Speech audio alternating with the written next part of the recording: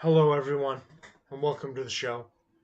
We wanted to take a moment to ask you for any donations that you would be willing to give, that we appreciate it here at the Relief Valve Podcast. Just in case you are unsure about how you could give, I wanted you to give to this baby right here. This baby, Luna, right here. This baby, Luna, right here, needs your donations. We need your help in order to make a better life for everybody. Luna, you want a better life for everybody? She's not happy that she's here. That I've got her up like a big baby. But if you could just give a little bit to help Luna, Luna the baby, and donate to her food and her to make her happy. She's fighting to get down. And to make her happy, Luna, can you come into the shop, please? Um, we would really appreciate it. Luna would really appreciate it because she's already unhappy to be part of this. And if for some reason that Luna here isn't enough, Luna, can you say hi? Can you say hi? Hi. I know if I don't hold you up, you're just gonna disappear. If this isn't enough, then I will play a video from our new sponsor who's going to tell you more about how you can help. Life got you feeling down? Baby Billy's Health Elixir will lift you up. Heal the spirit to heal the body. Colds, flus, streps, even COVIDs. Every disease cured with ease by this blessed formula based on ancient scripture. You just drink this tasty coconut silkiness every morning and that's it. Done. $100 for a 1 month jug. Additional jugs only $65 a pop. And I make nothing. Zero. Zilch. By the time I pay all my scientists, all my people in my research department lab coats, it's a wash. Well, why you do it then, baby Billy? Well, because I'm selfless. And I want to heal as many people as the dear Lord lets me. Baby Billy's Health Elixir. A miracle in a bottle. Not approved by the FDA.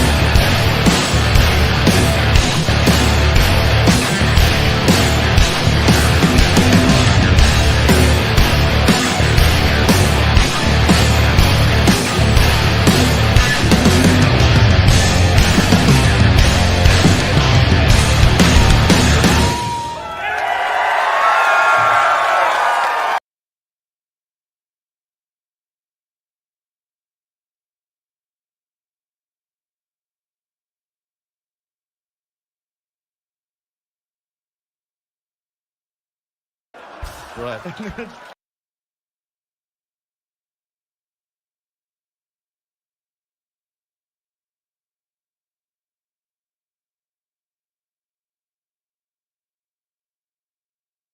Okay, technical difficulty. Sorry about that, everyone. Hello. Sorry, everyone. Sorry. Hello and welcome to a random midweek Blitzkrieg, and I don't know what to say.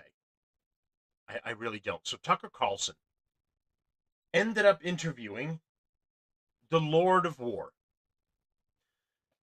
And this was people are like, fucking based, he's based. He's Russia's the good guys. He's just exposing what's everything's going on. Fucking knuckleheads. The Lord of War. There's. I'm gonna catch up with who the Lord of War is. Right. This is the guy, by the way, that we gave up for the lesbian basketball player. The Lord of War. I'm going to show you here very briefly. Here's a younger photo of him, Victor Bout. And in the movie, for anyone that's seen the Nicolas Cage movie, Lord of War, that's who Nicolas Cage was playing. This guy, the Lord of War. Here's a little bit of the trailer here for anybody that's unfamiliar with it.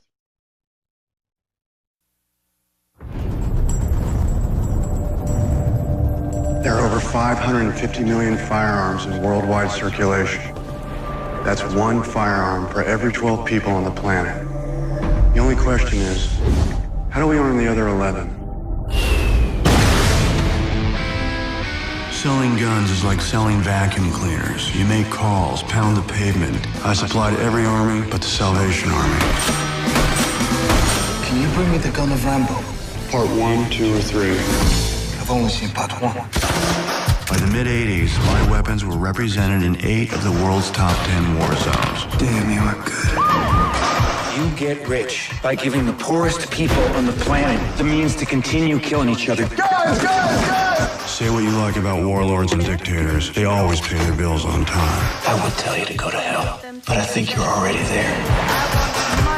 This is your thing? I'm the transporter. That's what I want. She doesn't know how you pay for all this. We don't talk about it. How many car salesmen talk about their work? I'm not saying I didn't have setbacks. There are men going through our garbage cans. Is there anything I should be worried about? No, nothing. The first and most important rule of gun running is never get shot with your own merchandise. Is everything okay? Rough day at the office. We're the Bureau of Alcohol, Tobacco, and Firearms. Let me guess, this isn't about the alcohol or the tobacco. Where there's a will, there's a weapon. You know, they call me the Lord of War, but perhaps it is you. It's Warlord. Thank you, but I prefer it my way. Is this how you want to be remembered? I don't want to be remembered at all.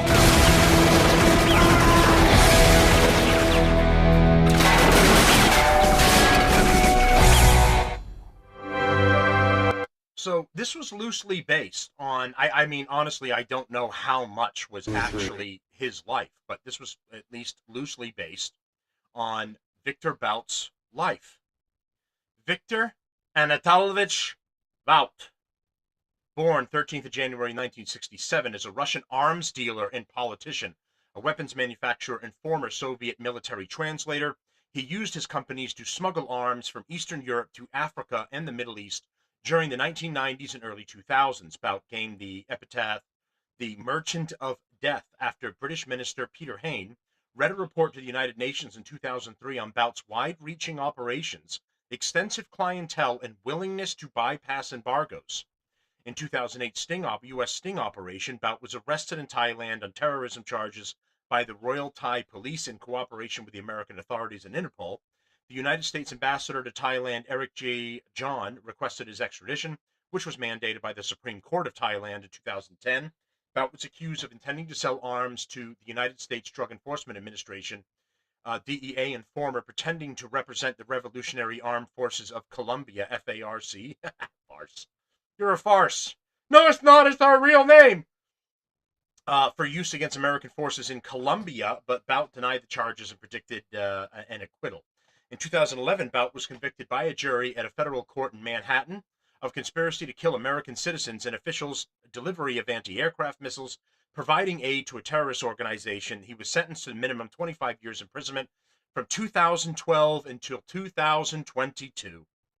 Bout was held at the United States Penitentiary Marion. In 2022, he was released in a prisoner exchange for a goddamn lesbian, for American basketball player Brittany Griner, who had been sentenced in August of 2022 to 9 years of imprisonment for bringing 0.7 grams of cannabis oil into Russia.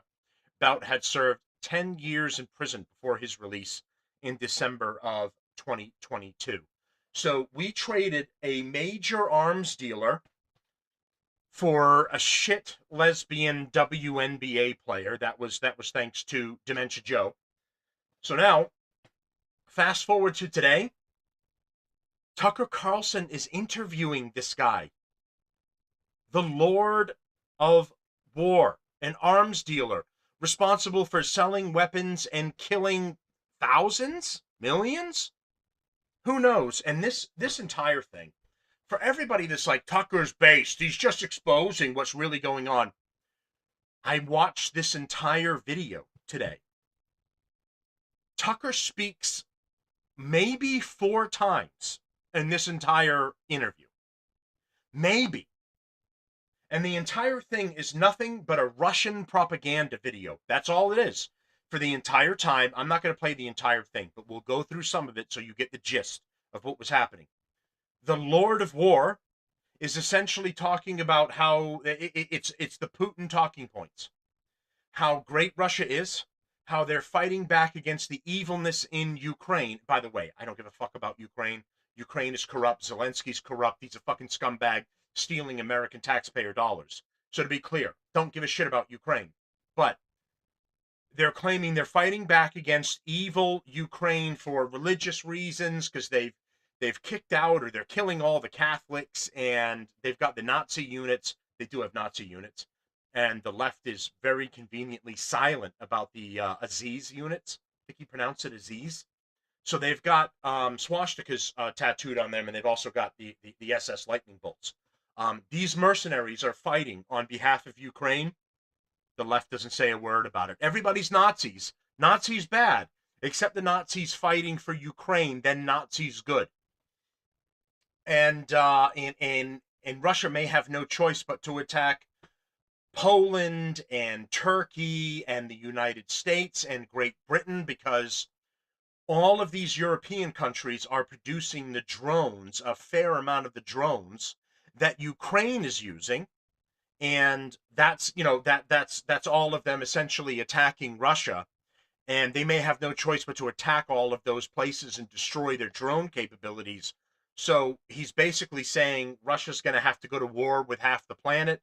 And should you push Russia too far, Russia will have no choice as a last resort to use nukes on everybody. Which, by the way, is the same Putin talking points. And I went to Tucker's page here, and the fucking retards that are on here saying, yeah, based, you totally exposed what's really going on, dude. You're really on there. You really know what's going on.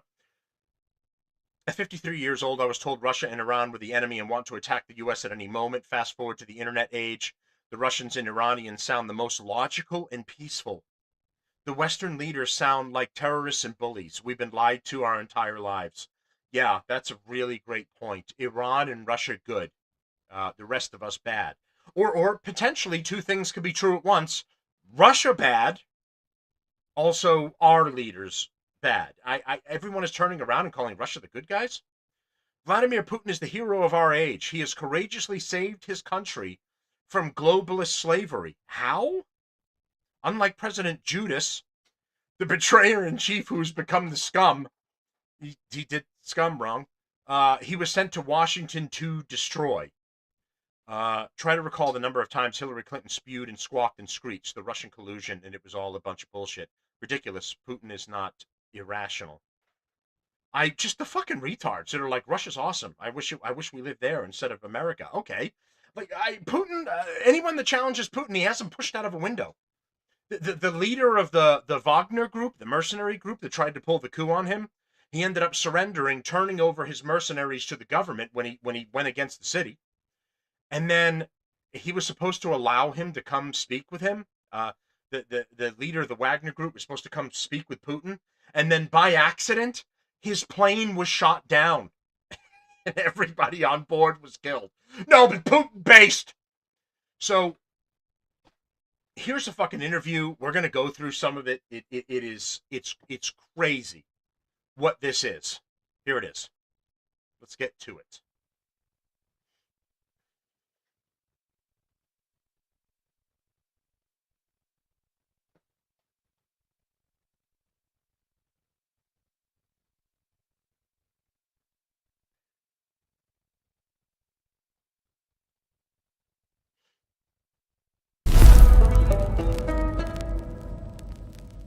Mr. Bat, thank you very much for doing this. Americans have been distracted. I think I've certainly been distracted by what's happening in Iran. But there has been a very significant escalation in the conflict between Russia and Ukraine, and really Russia and the... So there he is today. He's living calmly and very nicely in Russia. He's safe there again. You know, obviously he's gotten older. He spent 10 years in an American prison before we traded him for a lesbian. And here he is to chat with the all-American Tucker Carlson. He talks to notorious illegal arms dealer, the Lord of War. West. Can you describe how that conflict has changed recently? Well, there is several points. Let's start from the situation that this conflict is not conflict between Ukraine and Russia. This conflict basically between Russia and entire coalition of willing. It's NATO, United States, plus other vassals, I would say, with the Western world, who is just blindly complies. So they, from get-go, supply to Ukraine all kind of the armaments. Initially, it was javelins and lambs, anti-tank and anti-aircraft missiles. Then it went to the Patriots. Then it went to the tanks, Abrams, Leopards. So here in this first part, he says, well, it's not necessarily against Ukraine. He says it's against all of Eastern Europe and the Western countries because they're supporting Ukraine with drones, with tanks, with planes. I think they ended up getting some of the F-15s. And so this is really brave, noble Russia fighting back against everyone. Then it went to the F-16. And every time Ukrainians and their handlers, especially in London, especially MI6, thinking this would be a game changer, doesn't work. Ukraine really losing grounds, maybe not as fast as we want, but front line progressing. Every week there is several villages, small towns are being liberated by Russian army. Of course, since last year, decision was to remove all the military production from Ukraine to the Europe, which was done efficiently. Just more than months ago, Russian Ministry of Defense published a list of all these factories who, in fact, in Europe producing armaments for the Ukrainian army. So think of this, they are the logistics, their industries are now in Europe. So Europe is not natural part, and we hear from their leadership, they're more openly declaring that they are in full support of the Ukraine, and they want this war against Russia till the last Ukrainians. So this is a very much, warmongering approach we're going to lead. So they moved this production there, and about 2 months ago, there is a mass, quantity of the drones start coming to Ukrainian troops. They receive the capacity to launch simultaneously up to 500, 600 drones long range, which is a range over 1,500 kilometers, let's say about 1,000 miles. So they're trying to hit our refineries, they're trying to hit some civilian, buildings. Definitely, if it has any strategic, I would say, value or results? No. Yes, there is a reducing production in refinery for a couple of days, then basically refinery back up and running, and then they change completely to the terror attacks. We know that, for instance, this was a terror attack when they perfectly knew that in the Lugansk region. So he's talking about all of the drone strikes that Ukraine has been unleashing on Russia and attacking different, oil refineries, infrastructure, etc. He has completely glazed over the part where Russia started everything by attacking Ukraine. How very convenient. Now he's talking about the terrorist acts by Ukraine against Russia by skipping the entire first part that explains why the attacks are happening to begin with. Shit, sorry. Armaments for the Ukrainian army. So think of this. They are. Think of these. The logistics. He sounds like Trump. Think of it. Think of it. And he's like, think of these. I tell you these. Think of these. I think of what? From their leadership, they're more openly declaring that they're in full support of the Ukraine and they want this war against Russia till the last Ukrainians. So this is a very much, war-mongering approach we're going to lead. So they moved this production there, and about 2 months ago, there is a mass, quantity of the drones start coming to Ukrainian troops.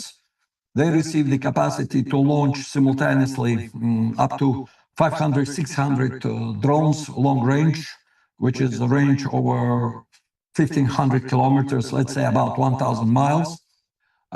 So they're trying to hit our refineries, they're trying to hit some civilian, buildings.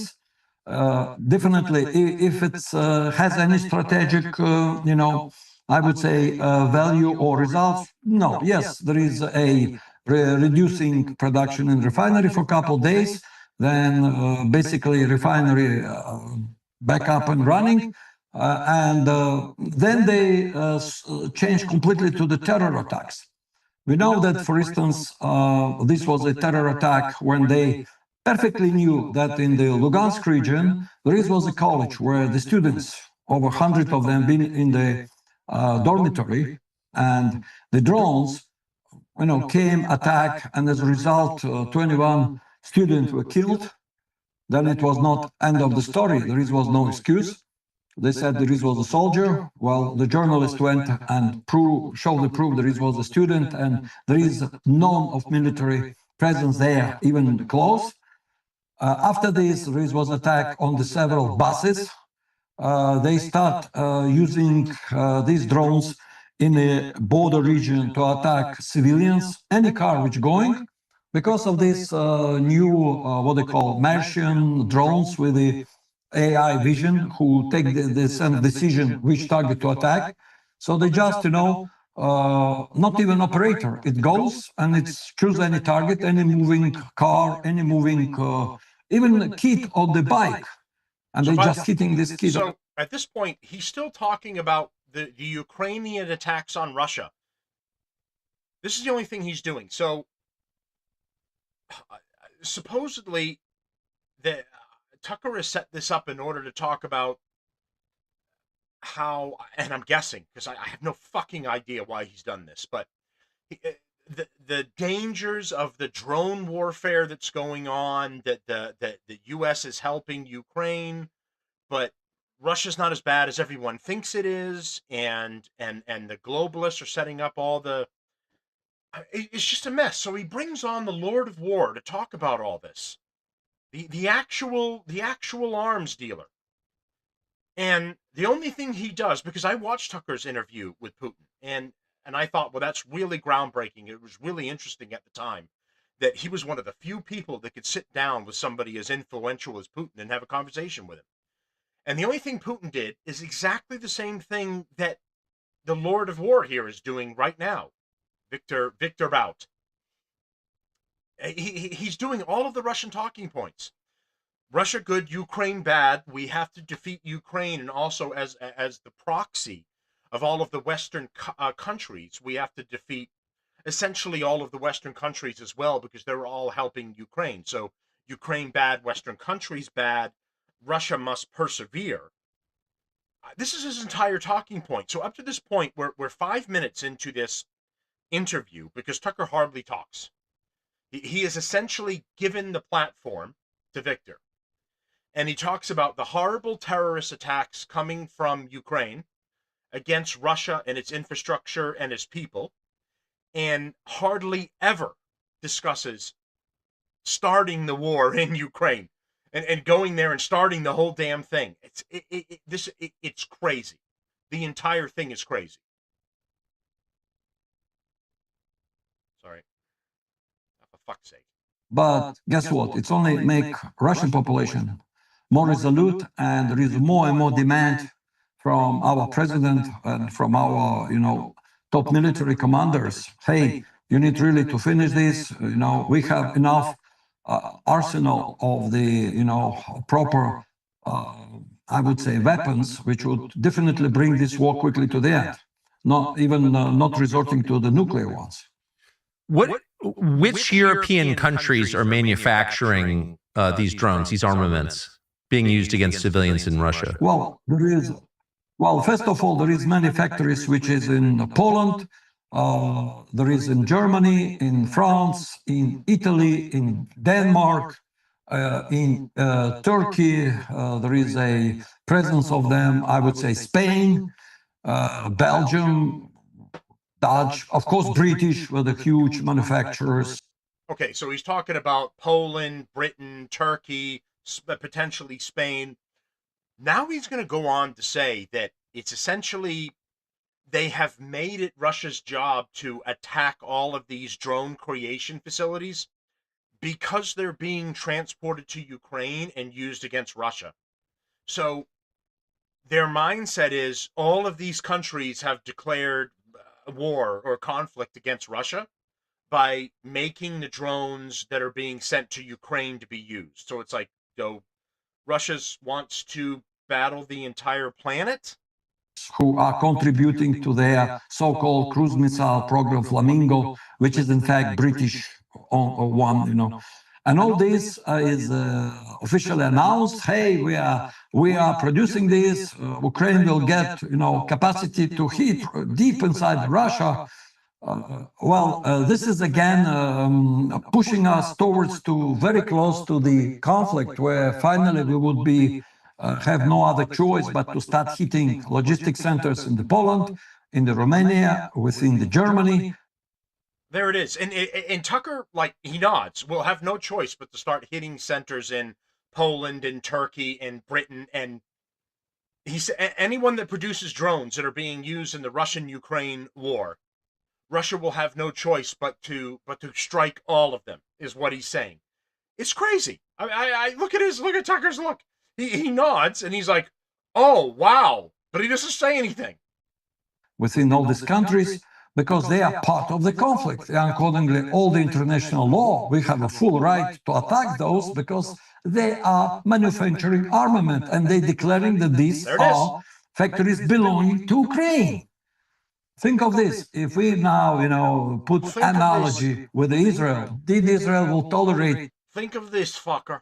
If there is a Hamas or Hezbollah would have a factory in Jordan, in Turkey, who manufacturing this Katyusha rocket was hitting Israel. Keyword Israel. No, they're going to immediately, attack them. That this is a difference. So sometimes on the West, they thinking that restraint on our leadership is a weakness, but look on what's going in the world. We're really now very close to the all-out World War III in the most hottest stage, and when would be no breaks to stop it.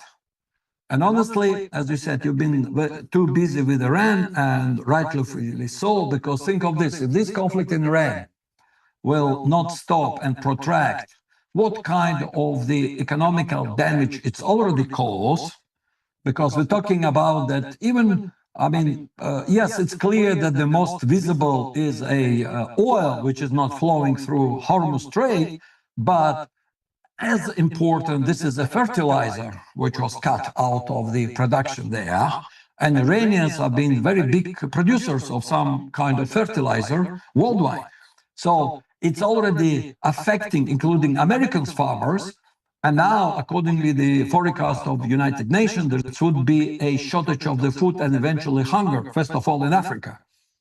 And we're also talking about all kinds of different chemical precursors necessary for the technological supply chain in China, which goes through all over the world. So this will affect entire humanity. Thanks God, President Trump did maybe, very late, but it's still, a decision to extricate himself from this conflict, and it's good news for humanity. Otherwise, we're still on the balancing edge where the one wrong move of Europeans in the, which is encouraging Ukrainians of attacking Russia, we can cause. So he's saying Europeans. He's saying Europeans, but he's calling them Europeans, which could be the proper dialect. I don't really know, but that's the one he's using. A reaction where we have, as again, Russia would have to respond with the all might just to stop it, and then it will cause eventually, unpredictable reaction, and we are very quickly can escalate to the nuclear exchange, and then, nobody knows what will left from humanity. And for me personally, what I'm watching, looks like we lost a generation of responsible politicians, especially in Europe. First of all, Europe, just as we speak, on our rise, happened to transiting from the basically dictatorship. And it's not only dictatorship in each country like happened before the World War II, but it's double dictatorship. Many of them are basically. Do you notice his eyes go over here for a minute? Hold on. Exchange, and then, nobody knows what will left from humanity. So it zooms in on it. For me personally, what I'm watching, looks like we lost a generation of responsible politicians, especially in Europe. He's right about that. There's horrible politicians in charge in Europe. The Macrons in France, and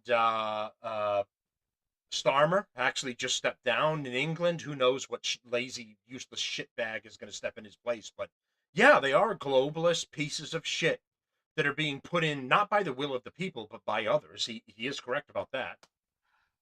First of all, Europe, just as we speak, on our rise, happened to transiting from the basically dictatorship. And it's not only dictatorship in each country like happened before the World War II, but it's double dictatorship.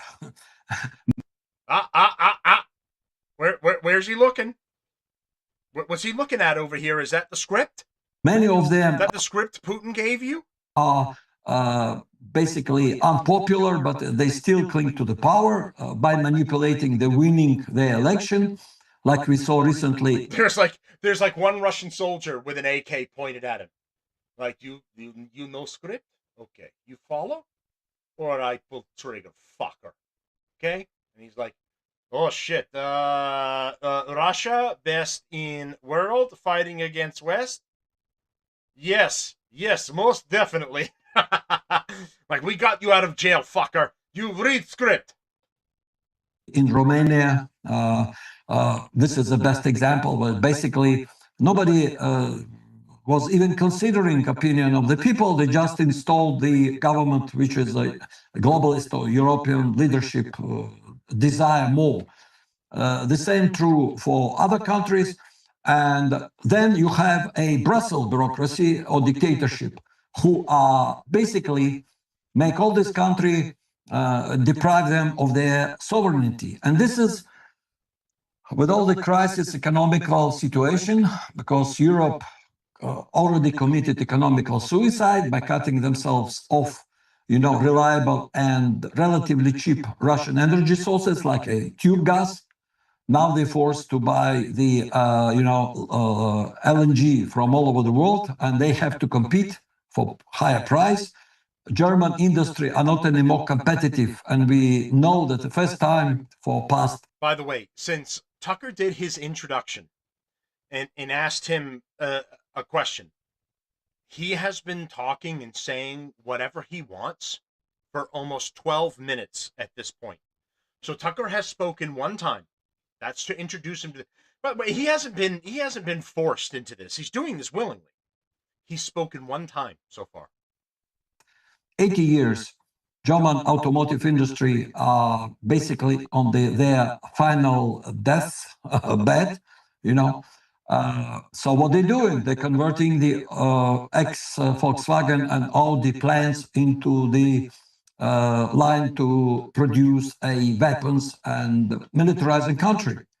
Germany introduced a law. So now he said that Germany car production has gone down.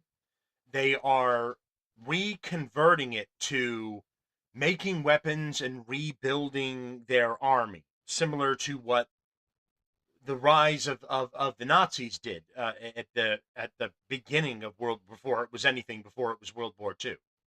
Where the male population cannot leave country without, first registering in the special, kind of the military recruiting points. They openly saying that they. Yes, but America does this too. So he's saying that there's a draft you have to sign up for in Germany before you're allowed to travel outside the country when you turn 18. I'm assuming it's 18. You have to sign up for this. I had to do it when I was 18. I had to go to the post office and sign the card and do it. For my son, I got a letter in the mail that he was automatically registered. They knew he turned it. They weren't fucking playing. They knew he turned 18, mailed that to me. My son is now registered for the draft. I was thinking to myself, oh God, I got to get him to the post office. I got to sign up for it before he faces a problem down the road because it could affect your credit, or that worst case scenario, they could try to take you to court or something for not doing it. They fucking sent something in the mail and said, your son is registered for the draft. No problem. Keep this letter for your records. I'm like, what the fuck?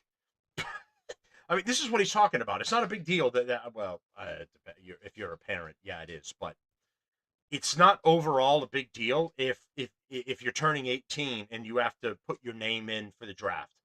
A fair amount of countries do it. America does it. We need to have a strongest army in Europe in the 3 years. It's we already heard this similar situation, and it was right before World War II started with Hitler on power. And by the way, Hitler was also elected democratically. And what kind of the consequences is left for entire world? So for me, observing these processes and understanding that, look, our government really try all possible ways and means to bring some idea, hey, let's negotiate, let's mind our own businesses, let's rediscuss, rearrange, and have a proper security structure in Europe, which allowed to or prevent. So he says here, why don't all the countries just mind their own businesses and don't interfere with each other? And the thing is, they all do it, including Russia. They spy on each other. They hack each other's infrastructure and sources and try and disrupt it. China does it to us, and then we try to do something to China. Russia does it to us, and we do it back as well. The whole Cold War was about spies being sent to each other in the 80s. Russian spies coming over here and pretending to live as Americans while they learned about American society and its military capability. We were doing the same thing, spying on them, trying to figure out what they were going on. Anyone that was accused of being a commie was arrested and interrogated. I mean, all the countries do it. So saying, why don't we all mind our own business? None of the countries mind their own business. They're all in each other's shit. In the future call. By the way, still no pushback from Tucker Carlson, by the way. This whole proposal been denied for the past 20 years. We're seeing that militarization and preparation for the bigger war and extension of the NATO, especially recent one, when the Finland, Switzerland become part of NATO, is really causing a concern. It's our national security concern. So Russia already reacted by forming a new military district near that border, and our border with Finland, it's what, about 1,500 miles. Oh. They looked over there again. What are you looking at? Do you have a map? Do you have a reference thing? Is there a soldier with an AK pointing at a Sharpie board, telling you, okay, look, you say that we're here at the border, then you say Western bad, you say Ukraine bad. I shove this right up your ass. What are you looking at, buddy? Camera's right there. So we have to put our resources there, and Finland recently voted that they allowed to bring in their territory nuclear weapons and store it there. Well, looks like, the European elites seriously considering a all-out, full-blown war with Russia, and they thinking that they're gonna win in conventional war. Well, let me tell you, there is a bad news for them. Here we go. Here's the nuclear threat. Russia will not answer conventionally for their attempts to attack us. In our military doctrine, there is a postulate or formula where if we feel that any attacks against us are threatening our existence, we will answer with the nuclear weapons. And believe me, Russia have second to the known nuclear and most modern arsenal in the world. We definitely, with the one missiles, can completely obliterate and destroy all life on the territory like England or France, and that's definitely, we don't want to go this way. But so he follows it up by saying, we don't want to go this way, but let me be clear. If the other countries try to attack Russia with conventional warfare, so troops on the ground, armor, one fleet against another fleet, etc., we're going to respond with nuclear weapons and we're just going to nuke everybody. So this is don't fuck with Russia. Let us do whatever we feel like.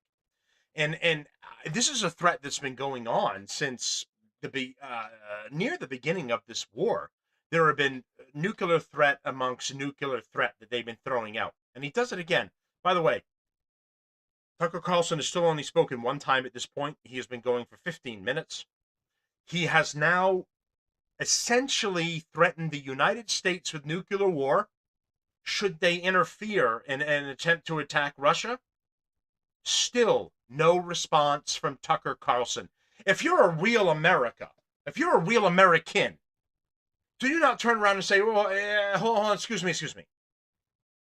You don't want to do that with America. You do not want to fuck with us.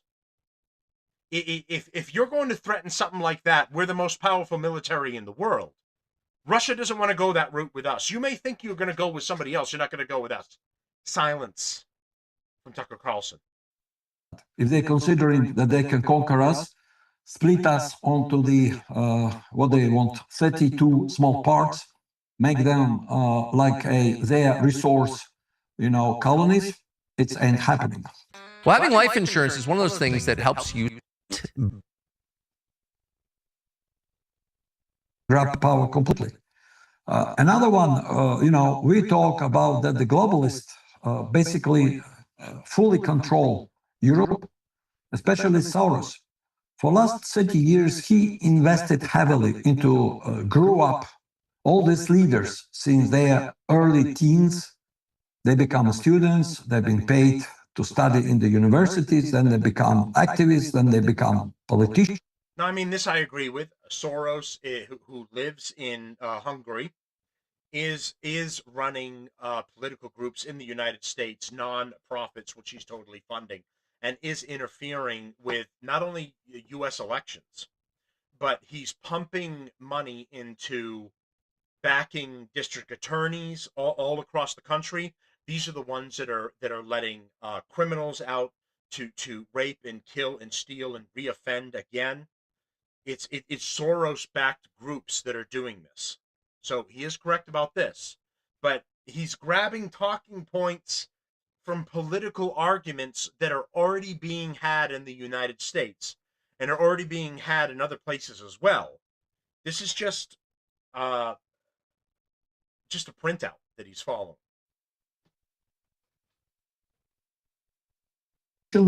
And finally, they become leaders of their countries who have basically no even feeling to their own, native countries. They don't care about their own future. They are all part of this suicidal satanic cult. And this is where we come. For me, this conflict with Ukraine is basically become a religious conflict. And this is where we feel like... Okay, so for him, it's now become a religious conflict. There's a couple of different reasons they've brought up that they've attacked Ukraine. One is because they thought that there was too much of a Nazi influence taking over. That's the Aziz units, the ones that have Nazi tattoos and the lightning bolts on there. They have mercenaries that are fighting. They're neo-Nazis. They're mercenaries fighting on behalf of Ukraine. So Putin has said he was attacking Ukraine because there was a neo-Nazi influence, Nazi influence taken over, and he had to save it. The second one that was given was they had to, the people in like the outer regions that wanted to be part of Russia didn't want Zelensky, didn't want to be part of Ukraine. They wanted to become part of the Russian Federation again. So they were attacking on behalf of the people in order to liberate them from the Ukrainian government. Now you're going to hear a third take. The third take is the religious aspect, that an anti-Christian cult-like organization has taken over and is killing everybody and destroying churches and Catholics in Ukraine. And this is another reason that Russia must save Ukraine. Like this is maybe a final battle with the evil forces. Because what these people are doing, how they're treating even old population. Last week, I was taking part in the press conference where we have a public tribunal. It's a not official tribunal, for the crimes of the Ukrainian Nazi regime.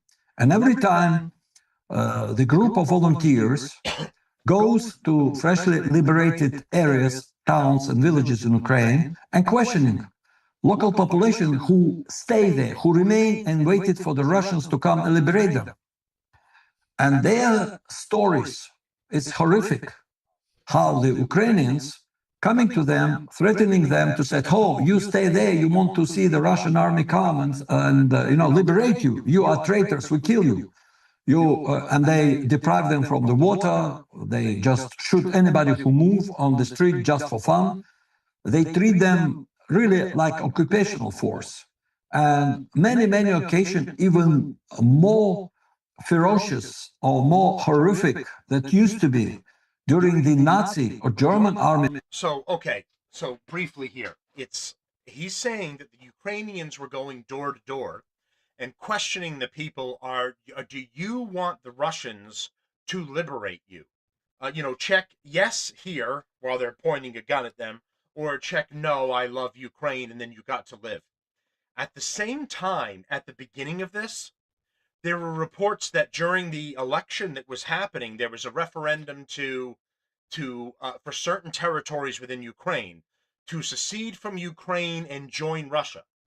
And that Russian troops were going door to door with a consensus and going, hello, we have question for you.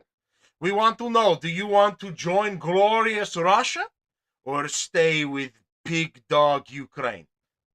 You check yes or no, yeah? So now each side is accusing the other one of going door to door and influencing the people that lived in these regions, or questioning them about where their loyalty was and which way they wanted to go. So he is accusing Ukraine of going door to door and shooting anyone that wanted to return back to the Russian Federation. In the meantime, there were accusations of Russian soldiers going to door with a consensus and going, do you want to be free of Ukraine? And do you want to join the Russian Federation again? And these were armed soldiers that were going house to house and asking. So where's the truth then?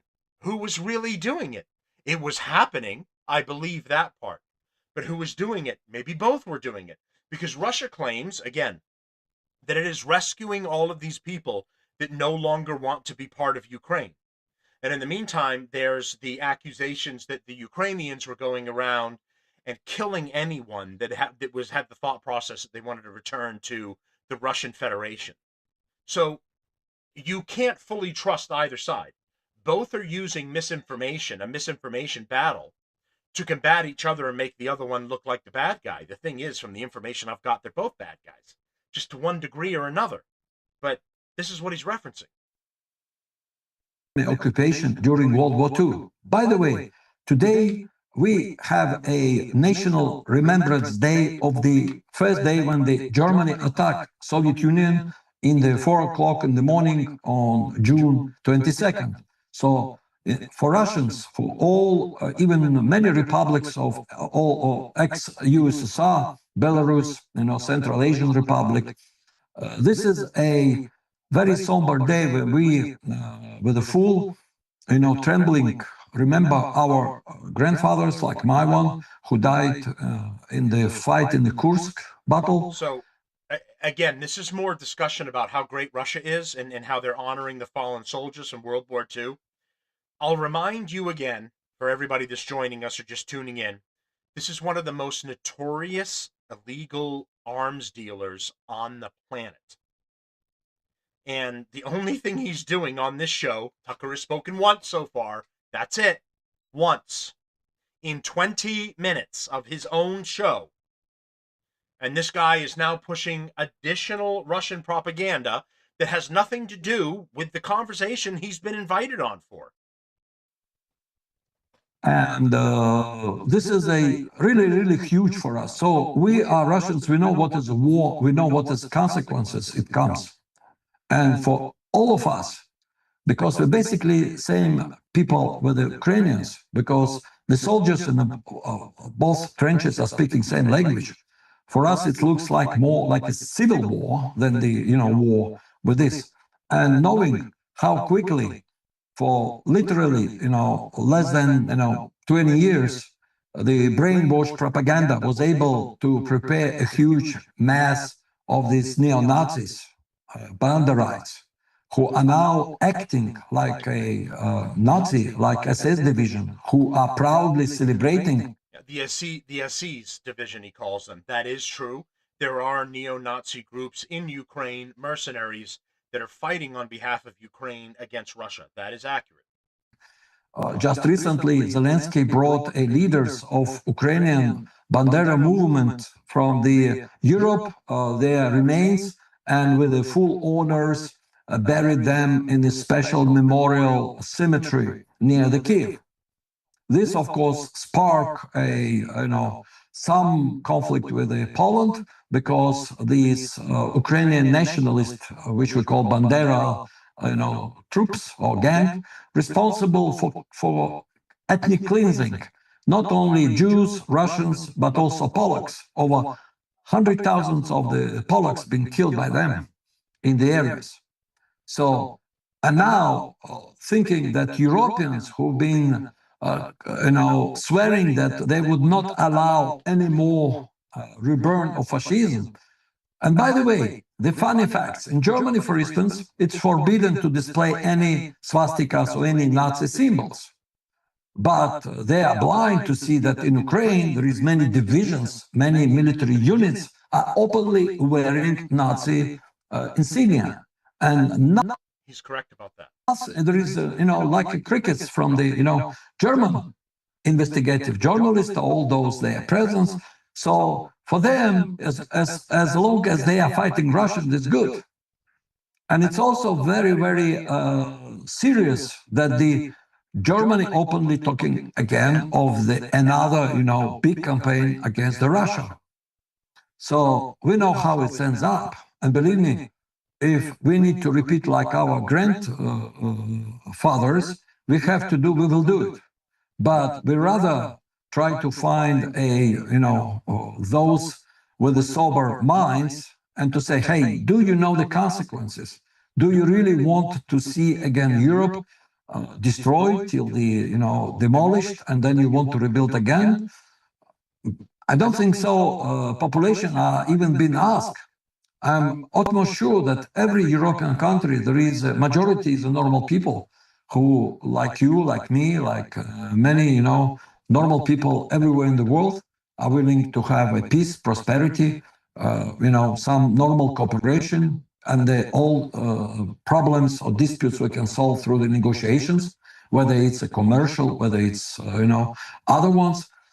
But apparently, despite we're thinking that we are in advanced level of our civilization, that we can be proud of our achievements in the technology and the science or medicine. But look, how we are different from what's happened, let's say, 2,000 years ago, 3,000 years ago. We're still, again, in these vicious cycles of the war, vicious cycles of the ego of our leaders, vicious cycle of the people who just for the grabs and their, what do you call it, treasures which they can go and grab in other countries as a result of their invasion or attack. We're basically exactly the same mentality, and this is maybe problem of the humanity. And unless we change it, we're basically doomed if we don't see some drastic changes in the next couple of years. Because look, drones are changed a lot. Now we see what's happening with the AI and this manifesto, what they call it, technocratic manifesto of the Alex Karp is basically techno-fascism. And now think of this, if the mask produce army of drones, and these drones would be unleashed on the battlefields, where the full control on the surveillance system, social credit control over all the population, which they want to introduce. And now we as the humans really left very little opportunity. In this case, Russia may be the last, I would say, holdout, which is by fighting in the front lines of this conflict, not only defending our future, our sovereignty, but maybe future of entire humanity, the way we know it, the way we want it to be in the future. Well, I can understand why Barack Obama wanted to put you in prison. Now I understand perfectly well. Inflation makes credit card statements particularly... the fake laugh that Tucker has. So this is the second time Tucker has spoken in almost a half hour that he has addressed his guest, the Lord of War, the most notorious arms dealer in probably history. So this has been a Russian propaganda video for nearly a half hour up to this point. This is the second time Tucker's spoken, and it's only to make a joke with the Lord of War. And then we're going to get back to it again. Let's get the commercial. Let's get back here. So for us, I don't believe he's 80 years. That's going back. Go. My goodness. Really, really huge for us. So we are Russians. We know what is a war. We know what is consequences it comes. And for all of us, because we're basically same people with the Ukrainians, because the soldiers in both trenches are speaking same language. For us, it looks like more like a civil war than the war with this. And knowing how quickly, for literally less than So what he's mentioning there is Kyiv is the ancestral home of the Ruskovites, the original Russian people. They started off in Kyiv and then eventually took territory away from the Mongols, because the Mongols were invading all throughout that time and actually demanding tribute from the Russians of that time. So they were living in Kyiv. Their settlements would constantly be raided or come under attack. They would have to pay the tribute to, Genghis Khan and the Mongols. And then after the tribute was paid, they would all leave.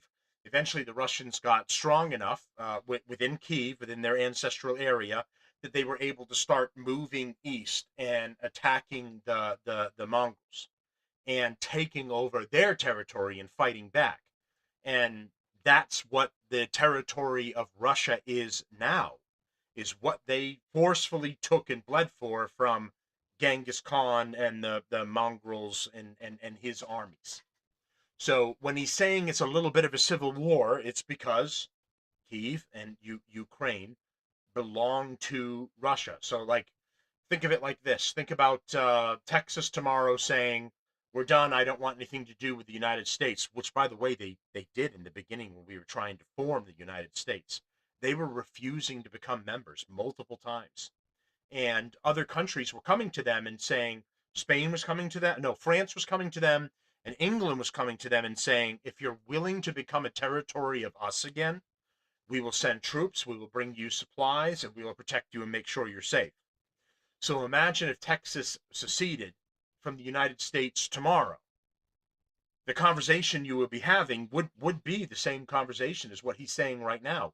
It would be a civil war if you were having, or what appears to be a civil war, if we were at odds with Texas and there was fighting back and forth across the border of the new United States into Texas. So to a degree, this is the way the Russians are looking at it.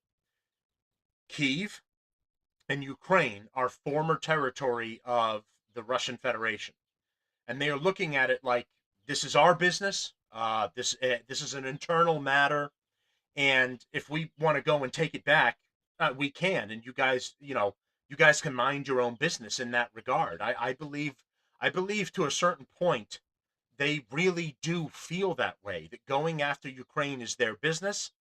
It belonged to them. It would be like us going back after Texas again, and mind your own business if you're another country. I do believe that. That's what he's saying here.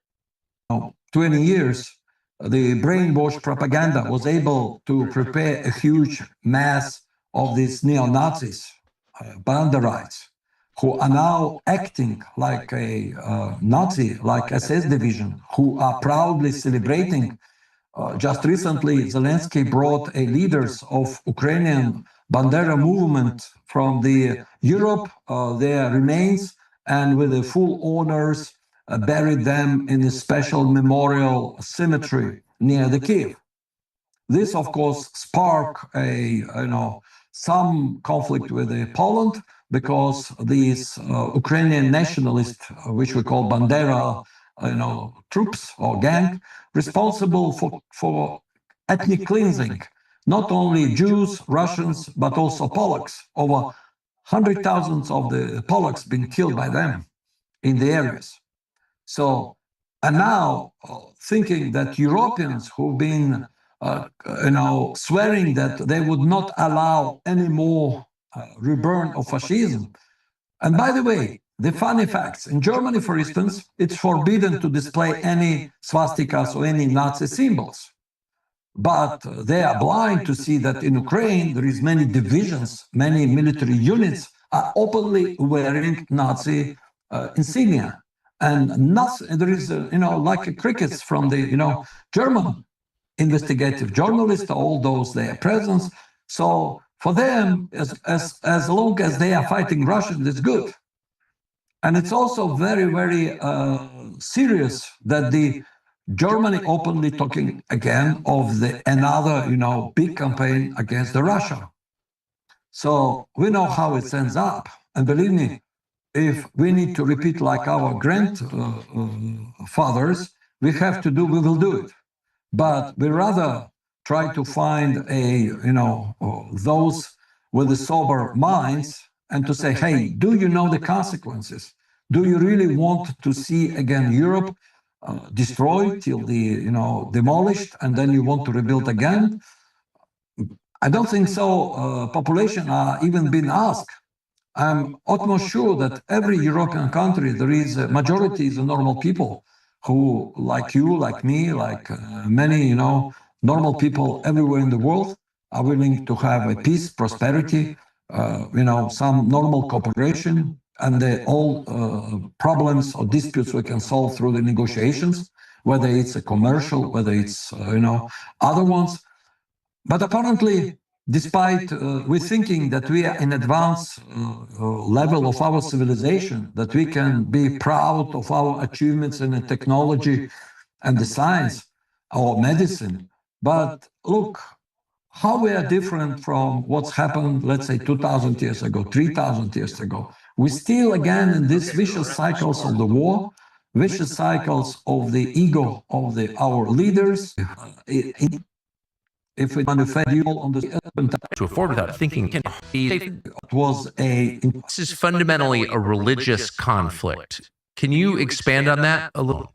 Now, may I ask you to explain something that you said? You said at the beginning, this is fundamentally a religious conflict. Can you expand on that a little bit? Think of this.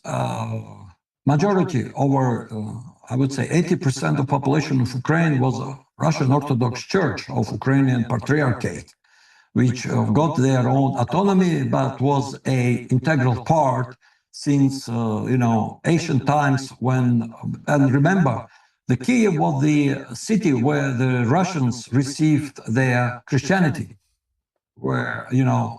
So for us, Kiev is a part of our national, I would say, cultural code. Yes. And so artificial creation of Ukraine appeared literally less than over 100 years ago, and it was invented by the Austro-Hungarian, I would say, the leaders, military ones, who trying to control Russian-speaking population of the empire. So they created this nationalistic movement and tried to brainwash them that they are different, And basically, this population identified themselves as Orthodox under the Russians. They've been speaking on the dialect of Russian. They've been believing in the same church. So for us, the church was exactly the same. And then, since this coup, bloody coup in 2014, they start to decide that they need to make a reform. They need to abolish the Russian Orthodox Church and create Ukrainian Orthodox Church. They've got the separatist, smaller church. And then for the past, 12 years, they just using the police, using the gangs of these neo-Nazis, who are, by the way, never been a Christian. They are, what you call it, the pre-Christian believers, similar to they have their own pantheon of the gods, not the Jesus Christ. So they, with their help, they try to go to each church and force the original priest out, put a new lock and say, this is now Ukrainian Orthodox Church, not the Ukrainian Orthodox Church. So there is the war against them. And then for us, the Kiev Pechovra Lavra, it's a monastery which has. So this is another one of the new arguments that's being put forth by Russian propaganda, I guess, is the Russian Orthodox churches within Ukraine were being stopped. They were being kind of removed, that practice, and the Ukrainian Orthodox Church is being put in place. So he's saying that the Russian Orthodox Church was worshiping Christ, and the Ukrainian Orthodox Church is worshiping other gods, as if they've turned into a cult or turned into pagan. I don't personally know enough about that comment that he's making to understand what he's talking about, but who are the Ukrainians worshiping if it isn't Christ? Are they going after Satan? Are they going after Odin or fucking Buddha? What are they doing? What is he insinuating? It just the base argument seems to be that they removed the Russian influence within Ukrainian churches, and it turned just more pro-Ukrainian, pro-local area, as opposed to reconnecting with the motherland again, which is, once again, another problem Russia seems to have. They just want Ukraine back. They want to reabsorb it back into the Russian Federation. That seems to be the biggest move. They've got a problem with NATO influence in the area, and how weapon systems and missile launchers are getting far too close to Russia than they are comfortable with. That is their right to have. I know I'm getting off this a little bit. We'll get back to the interview, but whether I agree with a country and what they're doing or I don't, I agree with every country's right to defend itself. I think the IRGC in Iran are absolute fucking shitbags. religious fanatics. They're out of their mind. But we're attacking, and Israel is attacking. They have the right to defend themselves. It's their country. You can hate them while also acknowledging that each country can defend itself. And you know what? Ukraine petitioned to have its own autonomy, to be its own country. Now Russia is trying to forcefully take it back again. Ukraine has a right to fight back. I can think Zelensky's a corrupt shitbag, and he is. That the internal government within Ukraine are greedy shitbags, and they all are.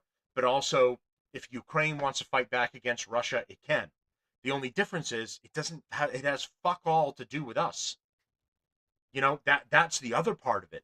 So why we're wasting our time there and the other European countries because they're trying to be the quote unquote good guys and fight back against the bad guy. So we're using Ukraine as a proxy for us to fight Russia. So it's like me saying, a guy standing in front of you, and I say to the guy, hey, punch him in the face. And he punches you in the face. And he goes, what did you do that for? I go, I didn't touch you. What are you talking about? I didn't lay a finger on you. No, I told the other guy to do it. He did it. But it wasn't me. So this is how the proxy bullshit works. That's in the beginning of World War II, it was the same way. America didn't want to get directly involved in the war because the American people wanted nothing to do with it. So we were using England and others as our proxy excuse. We were sending them volunteer pilots to fly their planes. We were sending them armor, tanks, and sending ships back and forth with supplies. That's what we were doing. We were using them as proxies so we didn't have to get directly involved until Pearl Harbor happened. Then it changed the entire consensus of the American people, which was, fuck all these motherfuckers, take them all out. And everybody changed. And the president was like, fuck it, let's go. You know, it's all politics. If the people are against it, you're going to throw your political career away if you decide to pursue it anyway.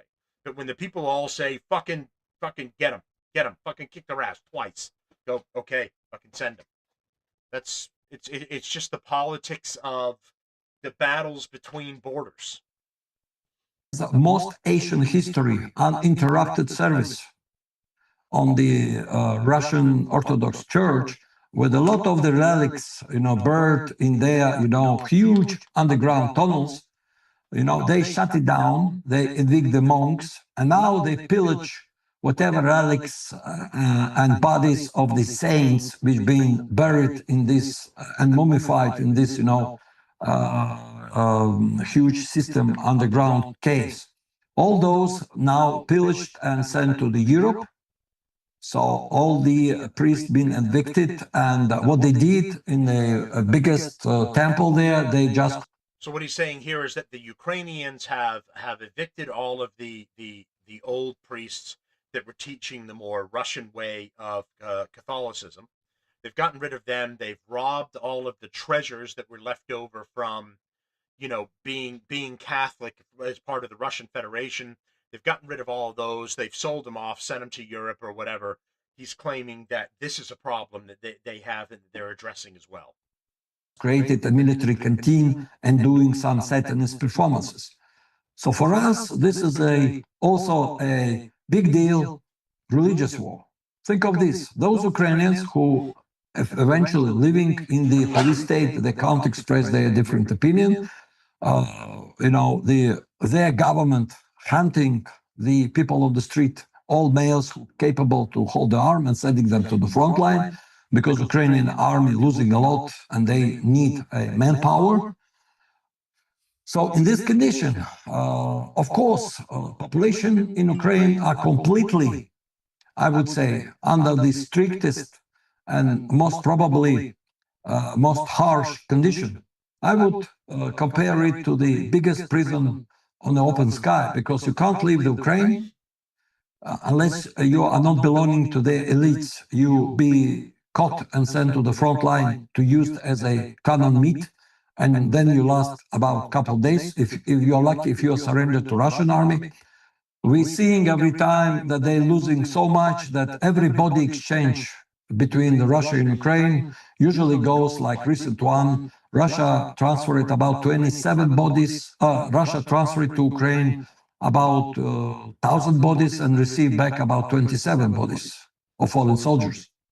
And this proportion tells you about the huge, basically demographic problem. There is no future because several generations been killed by this policy of this leader. By the way, there is a problem with Zelensky because his term is expired. So he didn't want to announce new election. His so-called parliament, their terms are also expiring. And very rightful question, with whom? He's correct about this. There were supposed to be elections, and Zelensky is saying that based on the war, it is not possible to have free and fair elections. So Zelensky has stayed on past his term. He's now running essentially illegally. He shouldn't be the leader anymore. His parliament, as part of him, should also not be in office anymore. But they have suspended elections until this war is over. So they're in power indefinitely as long as they continue to fight back against Russia, which can be very convenient. Now, in fairness to them, we have done that in our history as well. It was Gerald Ford or someone that went for like 4 terms because he was voted in during wartime and continued to serve. I don't know if I'm fucking that up. I'll look it up. But we've done it as well in fairness to the Ukrainians. But they have not stepped down. All of them are past their term, and they're still in leadership. Negotiate. Who has a legal authority even to sign any, I would say, agreements or peace deal from their name? And this is also another question to ask. Why the Zelensky don't want to have an election? Why all these people are talking much, but they disregard a desire of Ukrainian people? Accordingly, recent polls, which is done, by the way, by the Western Journal, or by the Western organization, I think it was American and British. So sorry, it was Franklin D. Roosevelt. His term was from 1933 to 1945, and he died of natural causes during his 4th term. FDR is the only U.S. president to have served more than 2 elected terms, holding office for 12 years and 39 days. So, there is a precedence for the war and the circumstances that you're in, that you can't really have a fair, straightforward election. So that person stays in office almost indefinitely while the war continues. They found, and they double-checked it several times, that the over 80% want the peace deal with Russia. This is the problem. So what will be future? We don't know, but we really, really, worried because look, Ukraine now trying to attack nuclear power plants. This was their attempt several times to hit hard Zaporozhye nuclear power plant, and their endeavor to the Kursk region of Russia. You remember it's happened in 2024, I guess, 2024, when they, by surprise, went to the Russian territory. The entire target was the Kursk nuclear power station. They wanted to hijack it, occupy it, and then, try to,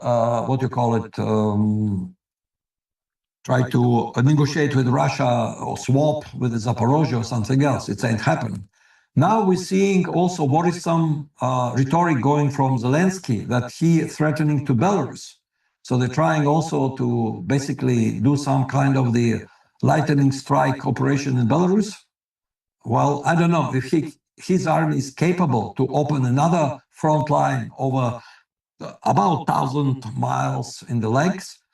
Looks like suicidal, but I think we're living in the age where the logic or pure, logical calculation or prepare are not working anymore. All these leaders in Europe looking more like, I don't know, buffoonish, like a clowns. Well, Zelensky at least openly been a clown. We saw all his performances, so what you can expect from him, but yes, and he was a comedian.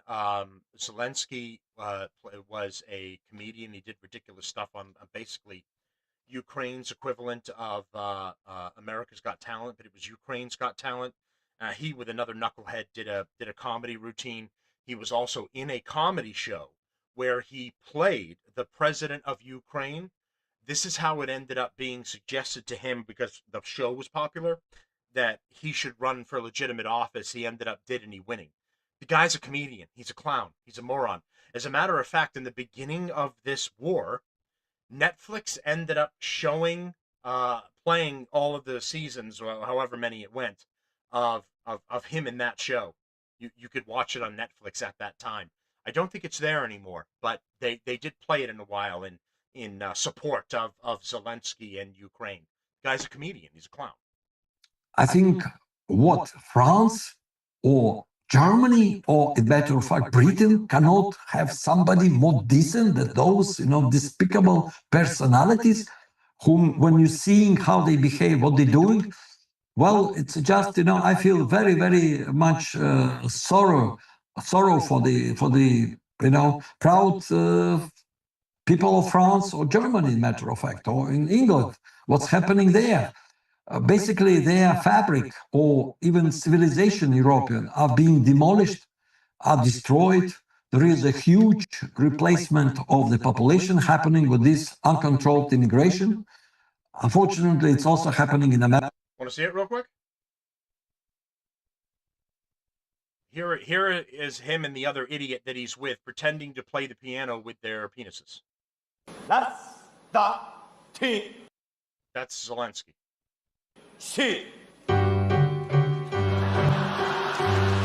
This is basically Ukraine's Got Talent.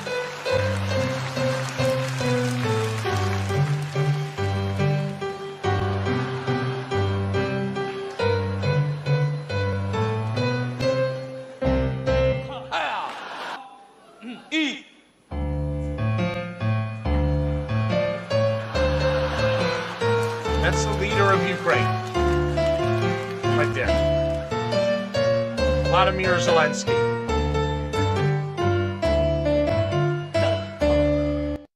That asshole's in charge of an entire country. Him and the knucklehead that was on Ukraine's Got Talent. Just to give you some context on what he's talking about. America for a very long time. I guess this is one of the points of the of the globalist elites.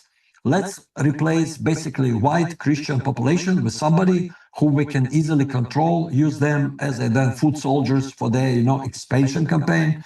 You discussed talking for, I would say, very long time. There is a connection between the Jihadist Islam and these extreme left movements.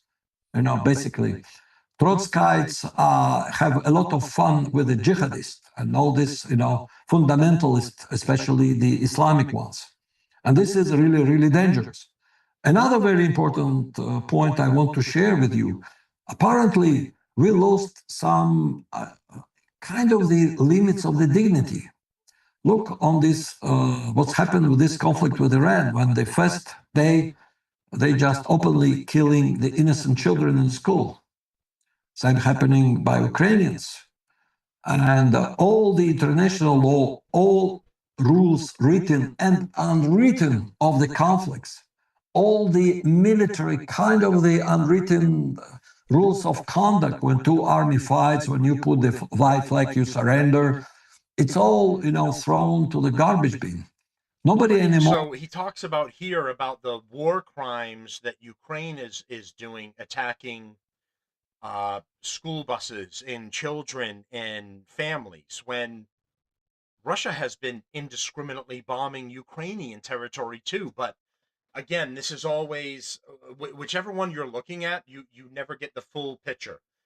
One side always puts everything on the other one. So Russia has to attack Ukraine because they're bad. They're turning into Nazis. Also the religious aspect, and they have to do this. And then according to them, Ukraine is acting in terrorist acts and attacking Russian cities and towns and killing children and blowing up school buses and yada yada. It's a mess. So the entire thing, it ends up being a Russian propaganda video. Tucker Carlson says next to nothing. There is no pushback on this video at all. I'm not going to do the whole hour. I'm just going to give you kind of a surmise of all of this. And this is just, the entire thing is a Russian propaganda video. I would say if you want to check this out for yourself, be my guest and watch the whole thing and kind of come to your own conclusion. But this is bad. In my opinion, this is bad. and he brought him on to essentially, rather than have any back and forth conversation at all, have any pushback to anything he says about how great Russia is and how bad Ukraine is, and Russia needs to overall win all of this. You don't get that from Tucker. He essentially gives the Lord of War here an open platform to say what he wants and make his peace. And at the end, he's trying to say, well, we have to avoid major global war, so we all need to come together and we need to talk and work together and get rid of the globalists and some stuff like that is how he wraps it up. But the entire thing is a Russian propaganda video. I'll give you a little bit of the end here, because he does say something funny about the Brittany Griner thing. He said that's able to free themselves of this, control of the globalists who are really using America as a test ground before they run all over the world. Because look at the history. They started with American population, deindustrialization, sexual revolution, drugs, all being first introduced in America, destruction of the normal family in the black population, then, bringing transgender agenda, LGBT agenda. Yeah, we jumped ahead, and he talks about all of America's problems. Putin in their media loves to talk about this. He loves to say, well, you shouldn't worry about everybody else's problems when you have all of this that's your own, and he's listing them out. And he's not wrong, but also, so Russia doesn't have any problems at all? You guys are good over there, 100%. There's no issues at all? This is the propaganda game they always play.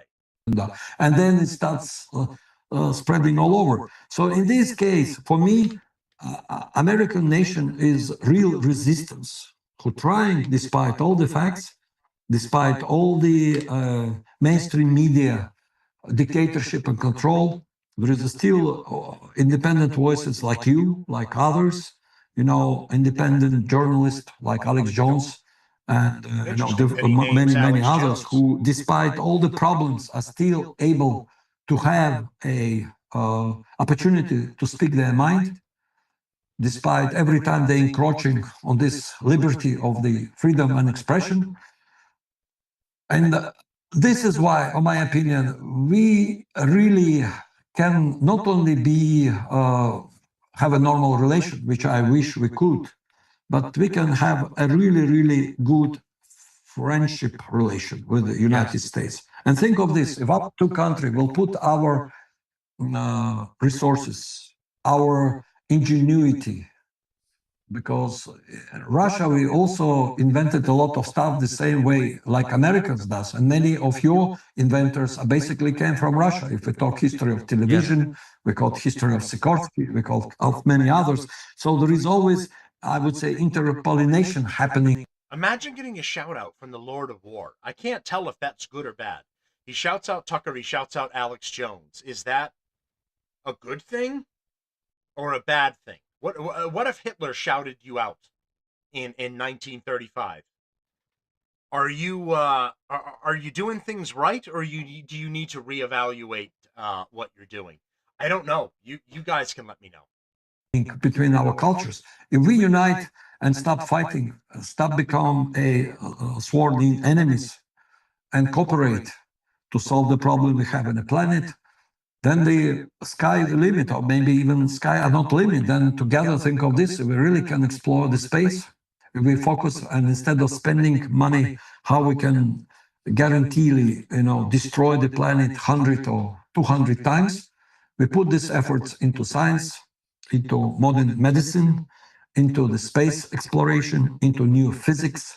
I mean, that would be completely different planet we're living on.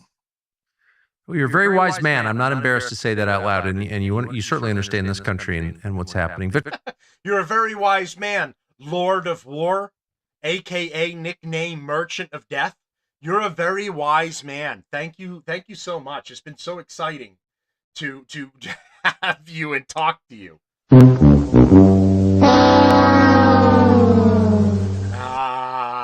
Okay, buddy. Mr. Bout, I appreciate your spending the time. Thank you. Now, thank you. I think I skipped over it. There's one part where he, prior to the end, where he does say to him, how did you feel when you were in prison and you ended up getting traded for a lesbian basketball player? And that is a funny part because he he comes out and he says, "Well, that was not so great. It was a little embarrassing. I mean, and I get traded for a lesbian LGBTQ basketball player. I mean, that part was funny. I missed that part, but that was in there when he asked him that question. Other than that, this was essentially a Russian propaganda video. And in finishing here, it's concerning for me, in my opinion, about what Tucker Carlson has turned into, because people are calling him Tucker Carlson now, that he's been bought out by Qatar, that he's becoming sympathetic to Russia. And then you see this interview, which really wasn't an interview. I skipped over the remainder, but he only speaks maybe 3 to 4 times throughout this entire thing. And all of them are just, one was a joke. One is the beginning of the entire thing, introducing him and then asking a question. The other ones were just lead-on questions where he would ask something, allow Victor to answer, and there was no extra input or pushback from Tucker at all throughout the entire thing. It's very concerning to see that. If you're a real journalist, you don't just bring a notorious arms dealer onto your platform and give him free rein to talk up Russia, talk up the war, show all of his feelings, and not add any of your input whatsoever into what he has said. That is precisely what happened with this entire interview that happened the other day, on yesterday. That's what happened. This was Russian propaganda. And then you've got people like Candace Owens also going to Russia, taking her little vacation, her little religious trip, and then she ends up going on state-sponsored Russian media to answer questions and have a little chit-chat with them. That actually happened too. All of these major voices within our country are being, what appears to me, bought out by other countries, and then they come back and they become a mouthpiece for the American people. And they spout everything that they're being pushed for or potentially paid for at this point to the American people. They become the propaganda tools within themselves. We've already got propaganda tools within our own media. Fox News is pushing a super right propaganda to everybody. CNN, MSNBC, and others are pushing a super left propaganda to all the American people. And now you've got Tucker Carlson, Candace Owens, and others pushing a pro-Russia, pro-other countries propaganda to the American people. I mean, if you disagree with me, you can leave your opinion in the comments. You can let me know, but this is very concerning to me personally. And I'm seeing this, and this is not a good look for Tucker at all. And I was one that supported Tucker. I supported Tucker when he was on Fox News. I supported him when he was fired from Fox News, and 100% supported him when he started his own network, and then he interviewed Putin. I thought it was a big deal, even if the questions were kind of just one-sided. I thought it was a big deal just to be able to sit down of the leader of a large, controversial country and just have a chat with him, even though you couldn't really necessarily ask everything that you wanted to. But this one is just, you voluntarily had a notorious arms dealer on. You could have asked him whatever you wanted, unless they made agreements behind the scenes that there were certain things they could and couldn't talk about. And you let him just be pro-Russia through the entire thing while pretending that there was another message here about drone fighting and yada yada. This is just a propaganda video to the American people. And I wish I could get this. I wish I could get my page and my message out there to more people. I'm a small show that's trying to turn into something else. But please, to anyone that's watching this, anyone that likes the show, please give it a like and subscribe and help me grow in the algorithm. But please start watching some of this stuff and hearing from other people and realizing there is a propaganda campaign that is going out there. And it is being led by people like, I'm sorry to say, Tucker Carlson. Candace Owens is a lying piece of shit. But she is, even worse than anybody else. She's pushing the propaganda campaign too. I mean, she's the one going to Russia. She's the one going to these other places, getting her marching orders, and then coming back and talking to a viewership of 6 million people, I think is where she's at this point. That is scary. It is very scary that people are tuning in to this lying bitch and getting their information from her, or tuning into Tucker Carlson and going, fucking based. Totally 100% everything. What the fuck? Like, two things can be true at once. The globalists are in charge. They are pushing us towards war and bad things happening and all that is happening in our lives. Yes. Also, Russia bad, Ukraine bad. Not all the good guys here. There's two things can be true at once. And we need to look at all of these and come to our own independent position and not blindly follow one or the other. You need to get there organically, and you actually need to get the truth of what is happening in these situations. So I just wanted to go over that. After I watched this, I was like, I can't believe the way this interview is going, if you can even call it an interview, which it wasn't. He hardly asked anything or said anything. This was the Victor Bout show. That's what that was. He just went on Tucker Carlson's feet. That's what happened. The Lord of War got his own podcast. I mean, epic, I guess, right? First time maybe the Lord of War has been on a podcast. So I suppose you hit a milestone that way. But other than that, I fucking crazy. Absolutely crazy. So shame on Tucker for this. You didn't accomplish anything. You didn't open anyone's eyes. This, in fact, in my opinion, was the exact opposite. This was really bad. And there's two steps back for just people reporting on the news, people trying to learn the truth. All of that. This is a couple of steps back. So that's what I have for everybody today. Please like and support the show. Like and subscribe. I really appreciate it. Help me grow. Help me get out there and share this message with everyone. I don't lie to the people on my show. I tell you the truth, even if you don't like what I'm saying, or I'm showing up as anti-MAGA or whatever it is. I'm not going to bullshit you and lie to you, because I don't want to be lied to. And when they're pissing on my shoes and telling me it's raining, like this, I'm going to speak out about it, and I don't care if it pisses people off or turns people away, and people aren't interested in my show and they don't want to support me. Okay, but I'm not going to lie to you. I'm not going to bullshit you about what's really happening here. All right? Thanks, everyone. Thanks for the support, all the new live viewers and followers. I really appreciate it. Once again, help me grow, like, and subscribe. Thank you again. I'll have more updates